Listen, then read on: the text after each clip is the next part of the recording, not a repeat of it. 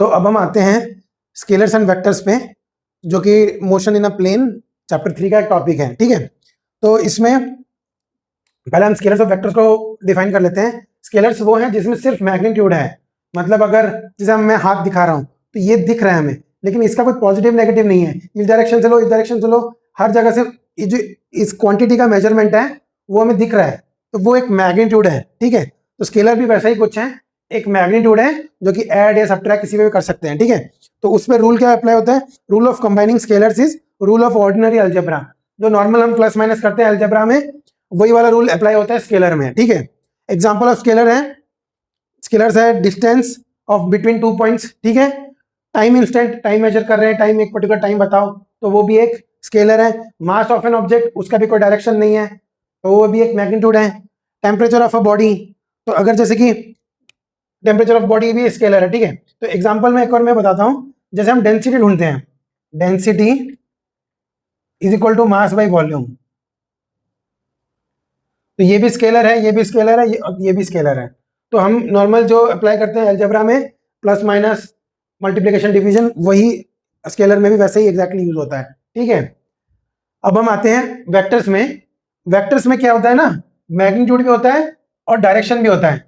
अब तो ये जो डायरेक्शन होने के चक्कर में ये थोड़ा सा डिफरेंट वे में इसके अलजेब्रा चलते हैं। तो ये obeys triangular law of addition, मतलब अगर एक वेक्टर दो वेक्टर को ऐड करना होगा तो हमें एक ट्रायंगुलर लॉ को फॉलो करना पड़ता है। तो वेक्टर एक मैग्नीट्यूड है, मतलब इतना एक लेंथ है और उसमें एक एरो दिया हुआ है, तो इतना लेंथ, और ये दूसरा वेक्टर। तो ट्रायंगुलर लॉ क्या कहता है? एक ऐसा, इस वेक्टर को यहाँ पे शिफ्ट करो और एडिशन होगा तो कुछ ऐसे बनेगा। ये ए वेक्टर है, ये बी वेक्टर है, तो सी वेक्टर जो होगा वो ए प्लस बी वेक्टर तब कहलाएगा जब इस वे में। तो ये होता है ट्रायंगुलर लॉ।